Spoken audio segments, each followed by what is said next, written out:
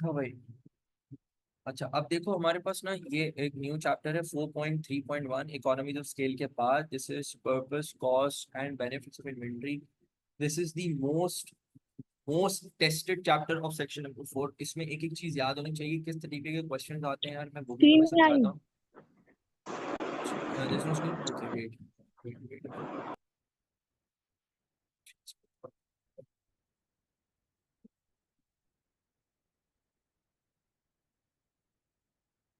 अच्छा जी, तो नाउ पर्पस कॉस्ट इन्वेंटरी और बेनिफिट, ये एक वो चैप्टर है जिसकी सबसे ज्यादा टेस्टिंग होती है। ठीक है ना। इस चैप्टर में समझो कि आपने एक एक चीज को देखना है, एक एक चीज, मतलब इसकी एक एक चीज जो है ना वो आपको याद होनी चाहिए। कोई भी एक ऐसी चीज नहीं होनी चाहिए जिसमें मैं आपको ये कहूँ कि आपने सर मैंने नहीं पढ़ी और मैं भूल के आ गया और मुझे नहीं समझ आता, इसलिए क्योंकि भाई इसका बहुत बहुत ज्यादा टेस्टिंग है। जैसे इसमें सबसे पहली चीज जो आती है वो आपसे पूछता है इन्वेंट्री कितने फॉर्म्स में होती है। तो भाई आपको पता होना चाहिए इन्वेंट्री हमारे पास 3 फॉर्म्स में होती है। Raw material, work in progress, finished goods. कभी कभी वो इसका पूछ लेता है कि भाई जो मैंने पहले समझाया था कि ये ट्रांसफॉर्मेशन प्रोसेस है। Defined transformation process, transformation process होता है जहाँ पे हम लोग inventory, that is raw material are added into the process, then work in progress is conducted and in the end finished goods are produced. ठीक है ना। तो ये बेसिकली होता है हमारे पास ट्रांसफॉर्मेशन प्रोसेस। ठीक है। अच्छा, इन्वेंट्री, अब ये एक छोटा सा सवाल आता है, ये डिपेंड करता है, ये नॉर्मली 2 मार्क्स से लेकर और 3 मार्क का क्वेश्चन आता है। आपने आंसर में जो बातें मैंने बताई हैं एज इट इज लिख कर आ जाएंगी, सही है ना। चाहे वो 2 मार्क करूँ चाहे वो 3 मार्क करूँ, सारे पॉइंट्स लिख कर आ जाओ। अच्छा, अब ये वाला सवाल, अब हमारे पहले पैटर्न के हिसाब से 4 मार्क का आता था, अब 3 मार्क का आता है। बोलते हैं इन्वेंट्री मैनेज कैसे करनी, मतलब इफेक्टिव इन्वेंट्री मैनेजमेंट कैसे होगी। भाई वो ऐसे होगी, इन्वेंट्री मैनेजमेंट के आपको inventory must be sufficient enough to meet unforeseen demand changes. ठीक है ना। आपके पास अनफोर्सीन डिमांड चेंजेस जो है ना उसके लिए इन्वेंट्री होनी चाहिए पहले से। फिर जो आपका स्टॉक है वो आउटडेटेड ना हो, वो अप टू डेट हो। फिर अगर कोई वेस्टेज हो रही है, देखो, to avoid wastage of inventory due to mishandling to inappropriate storage conditions. क्या मतलब है, ये बोल रहा है कि आप या तो वेस्टेज भी नहीं करो, स्टोरेज की कंडीशन जहां पे अपना माल आप रख रहे हो उसकी स्टोरेज कंडीशन भी अच्छी होनी चाहिए। ऐसा नहीं होना चाहिए कि यार आपकी स्टोरेज करने का क्यों, क्योंकि एक तो वेस्टेज है जहाँ जहाँ पे माल रख रहे हो, अगर वहां पे भी स्टोरेज कंडीशन अच्छी नहीं है तो this leads to mishandling, again आपका जो माल है वो खराब हो सकता है, increasing your average cost. And we all do not want to increase our average cost क्योंकि this leads to lower profits या lower profit margin. And then final point, to minimize excessive storage cost and the opportunity cost of capital tied up inventory। ये point जो ये वाला pointer मैं अभी इस B part में समझाऊंगा क्योंकि इसका तकरीबन 8 मार्क का ऐसे क्वेश्चन आता है इसी पॉइंट के ऊपर, तो ये मैं भी समझाता हूँ।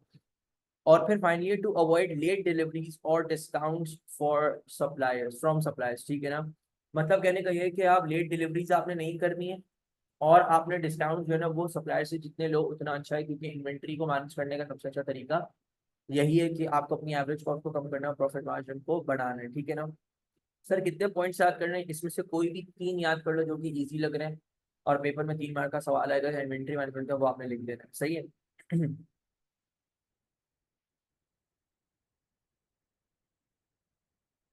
अच्छा जी, इसके बाद हमारे पास क्या आता है, इसके बाद हमारे पास आएगा भाई inventory holding cost. Inventory holding cost का मतलब क्या है, यहाँ जो मैं अभी पॉइंट बोल रहा था ऊपर, क्या है स्टोरेज कॉस्ट, और ये समझाऊंगा, ये वाला पॉइंट है।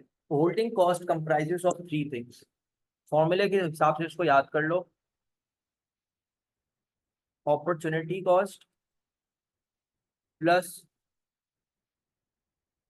Storage cost plus risk of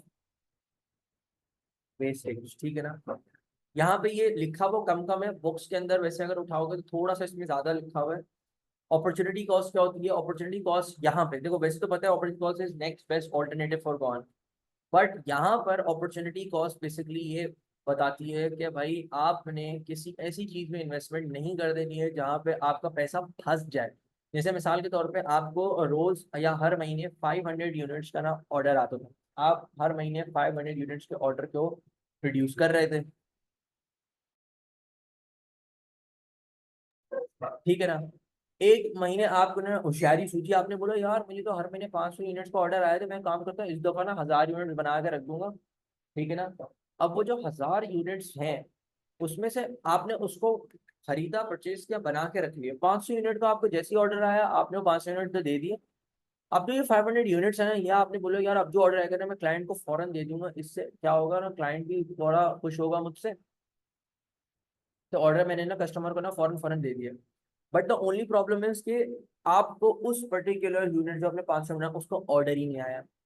महीना गुजर गया, 2 महीना गुजर गया, 3 महीना गुजर गया, ऑर्डर है ना, उल्टा ये हुआ कि वो जो जिस माल से या जिस रॉ मटेरियल से वो बना हुआ था ना, वो मॉडल ही अब कस्टमर नहीं मांग रहा है, कस्टमर अब एक नया मॉडल मांग रहा है, क्योंकि यार हर दिन हर चीज आपकी चेंज होती है।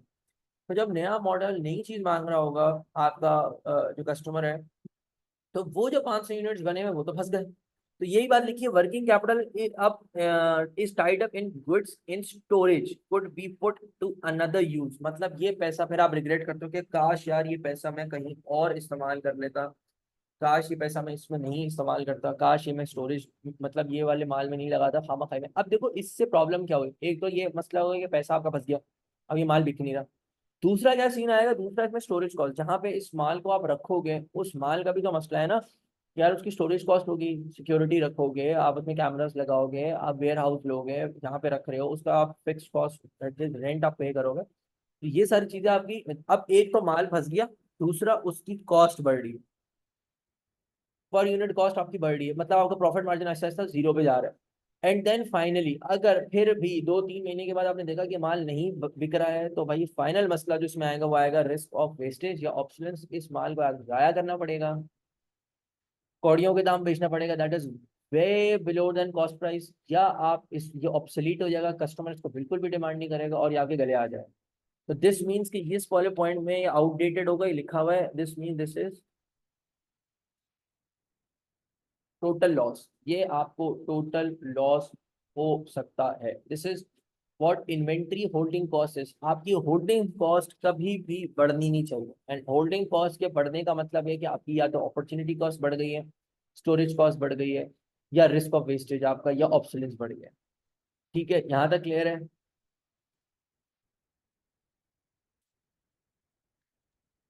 जी जी क्लियर है।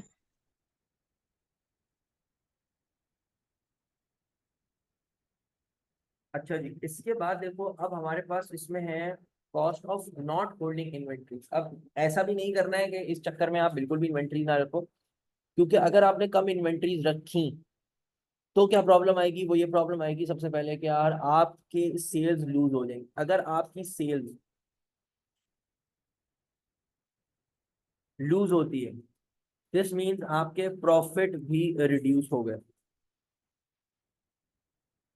यार एक मिनट होल्ड करना, कॉल आ रही है।